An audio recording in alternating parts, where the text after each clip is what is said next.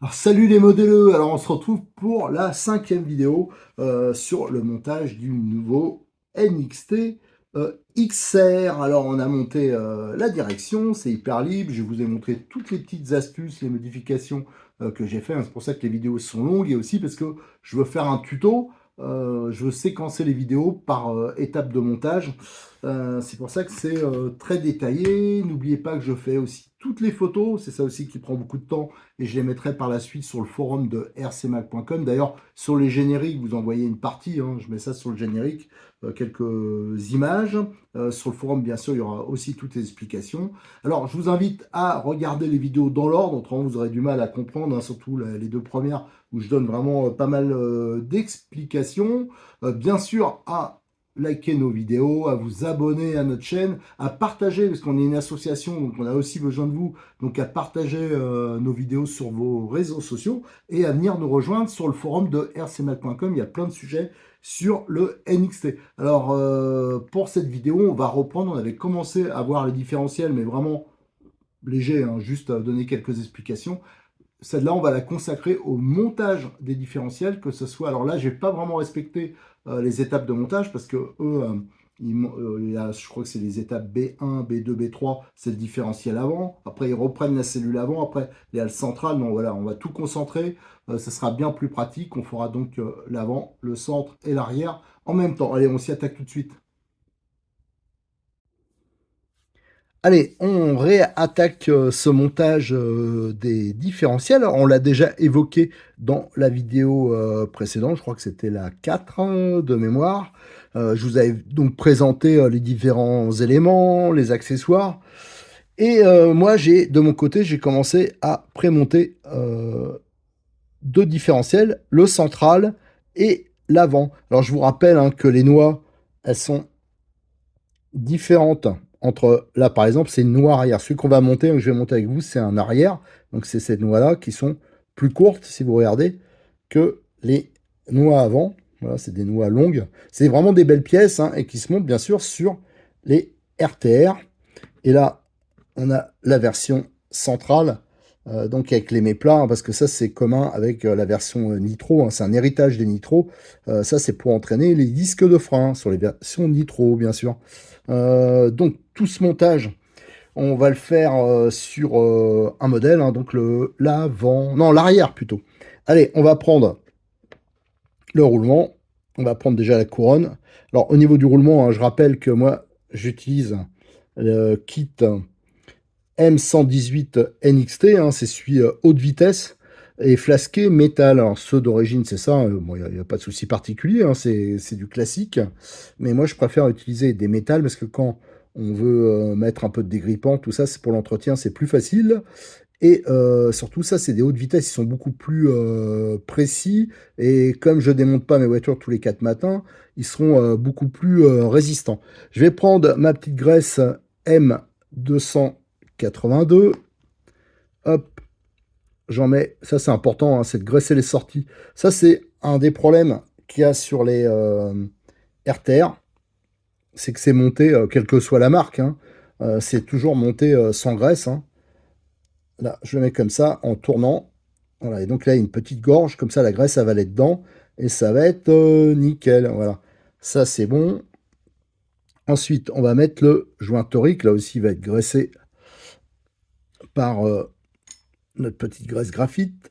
Alors, je sais qu'il y en a qui vont dire, ah, c'est pas la bonne graisse pour mettre dedans, tout ça. Là, je le mets, c'est sûr qu'il y a des graisses spécifiques, mais là, je mets quelque chose qui est un peu universel, qu'on peut avoir dans sa caisse, hein. Franchement, la graisse M282, je vous conseille toujours de l'avoir. Moi, ça me sert pour les coupes coniques et pour les sorties. Et j'ai jamais, ça aussi, hein, ceux qui ont l'occasion de tester mes voitures, hein, ils me verront rarement décortiquer. C'est parce que mes montages, normalement, ils durent très longtemps. Donc, ce système-là, normalement, il est éprouvé. Voilà, là, je monte. Alors, vous voyez, j'utilise une clé comme ça pour m'aider à bien mettre en place. Donc, j'ai mis la rondelle. Et maintenant, j'ai la petite goupille. Voilà. Alors, bien sûr, il suffit que je veuille le monter devant la caméra et il n'y a plus rien qui monte. Bon, là, je m'y prends comme une brêle. Voilà. Hop. Ah ben, il m'a résisté la vache. Là, il fait un peu plus élastique, voilà. Ça, c'est bon. Donc voilà, ça c'est bon. Alors après, ce que je vais faire, normalement je le mets à la main, mais là je sais pas pourquoi ça rentrait pas. Alors je vais prendre ma petite huile, ou alors un peu de graisse aussi, hein, c'est bon, mais là je vais mettre ma petite huile et je vais graisser le joint. Voilà, vous avez le joint papier ici. Hop, moi je le graisse pourquoi? Parce que si vous démontez notamment un RTR, alors que ça soit, ça m'est arrivé sur du Peugeot, ça m'est arrivé sur de Logitech. Tiens, tout à l'heure, hein, je l'ai fait ce matin en plus. J'ai démonté des diffs de RTR que je suis en train de bricoler. Et alors, bien sûr, j'en ai mis 3 tonnes. Je vais m'essuyer les mains. Et ils sont collés. Et les joints, ils sont morts. Et en plus, il faut nettoyer la couronne avec le joint qui est collé. Ça, c'est comme en mécanique, hein. Vous mettez un joint qui est huilé et vous avez moins de chances que ça colle. Normalement, ça collera pas. Donc, ça sera nickel. Voilà. Là, je mets bien en face. Et en plus, il reste plus facilement en place le joint. Voilà. Ça, c'est nickel. Et maintenant, je vais prendre le planétaire. Et hop, cette partie-là, hop, ça c'est bon. Donc c'est surtout quand vous faites ce montage, hein, ne vous plantez pas parce que ça je l'ai vu plusieurs fois. Bah, ils montent et ils mettent pas les bonnes noix, hein. Je vous rappelle, ça les noix courtes, elles vont à l'arrière, les noix longues, elles vont à l'avant et les noix centrales, elles ont le méplat. Ça c'est important de pas se planter. On va faire maintenant la même chose côté corde diff. Donc on va remettre notre roulement. Voilà. Alors ça, après, je vous le montre pas parce qu'on le fera à la fin, juste avant de les mettre dedans, mais j'utiliserai... Pourquoi j'ai cette huile tornado qui est placée là? C'est parce qu'après, avec la petite aiguille, hop, j'irai mettre un peu d'huile là, sur les roulements, et ça va rendre ça très très libre. Donc ça, c'est pour ça que je l'ai à côté de moi. Ensuite, on va faire la sortie, pareil. Hop, alors bien sûr, j'ai pas bien préparé mon coup.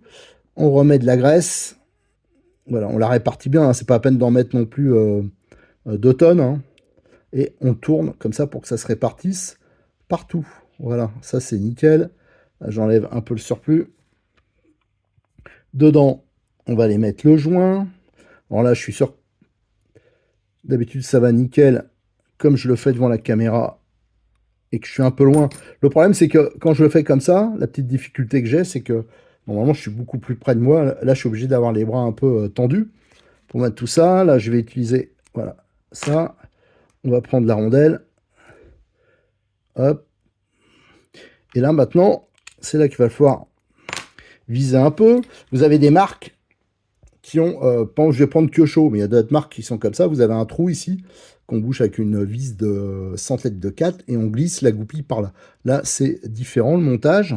D'ailleurs, c'est pas plus mal parce que ça évite les fuites. Donc, on va le mettre dans un coin où il y a un peu de place. Voilà. Hop. Et voilà. Et on enquille avec cette pince à bec plat. Enfin, à bec fin plutôt. À bec plat. Oui, ils sont plats, heureusement. Voilà. Hop. On répartit bien. Voilà, là, c'est nickel. Et il ne reste plus qu'à mettre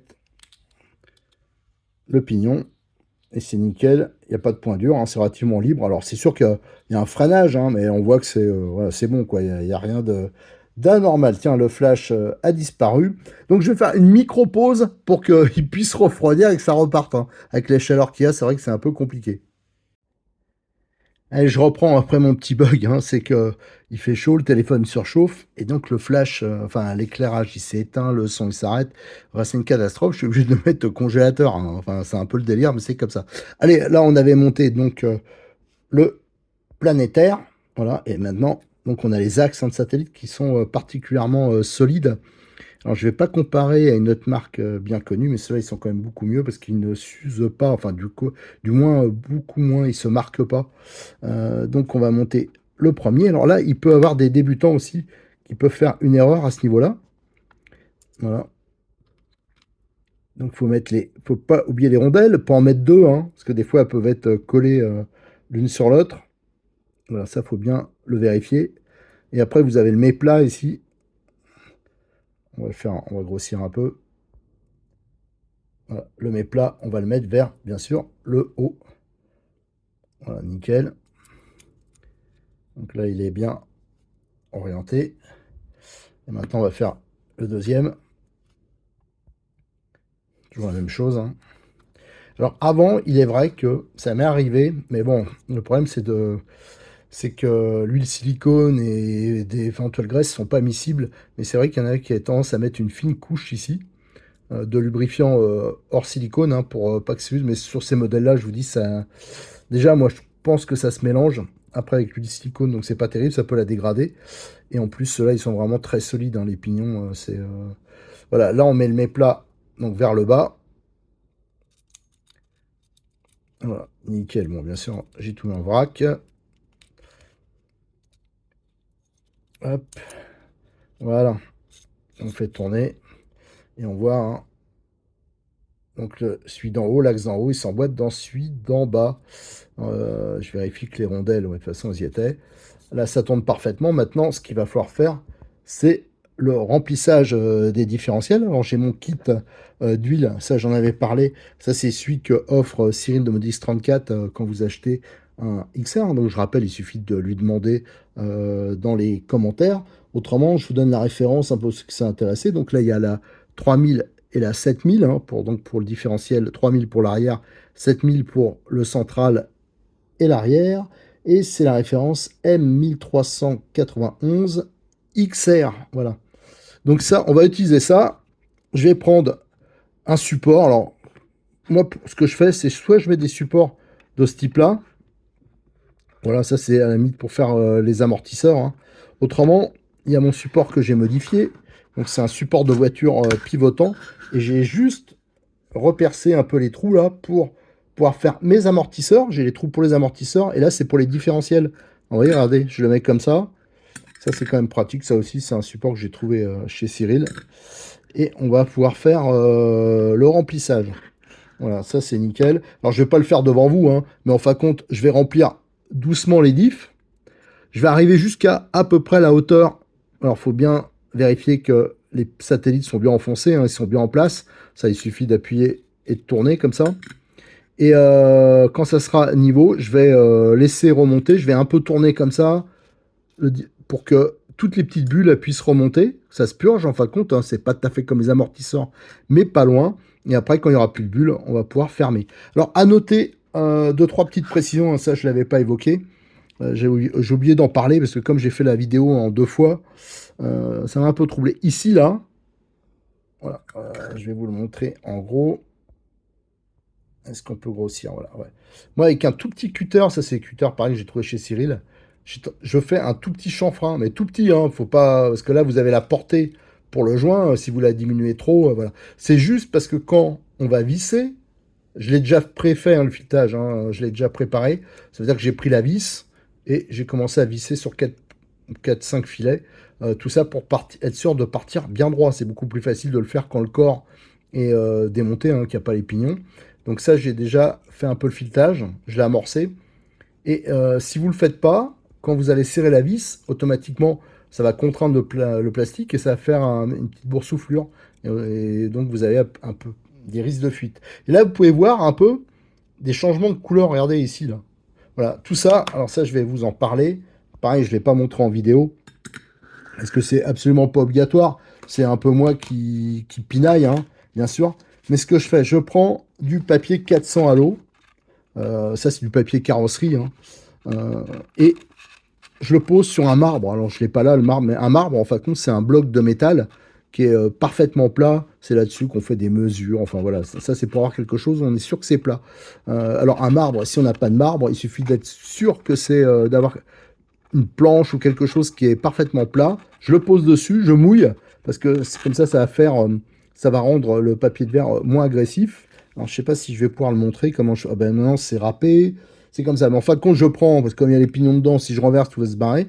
Je le mets un peu au contact, comme ça, et je le tourne, voilà, en faisant des 8. Et je tourne le corps d'un quart. Je refais un petit 8 comme ça, un petit quart. C'est juste pour enlever les petites bavures, les petites traces de moulage, là, que ça soit parfaitement lisse. Alors, bien sûr, si vous n'êtes pas sûr de vous, ne le faites pas, parce que si vous entamez trop, vous voyez, moi j'ai pas été jusqu'au... J'ai juste enlevé le surplus en fin de compte.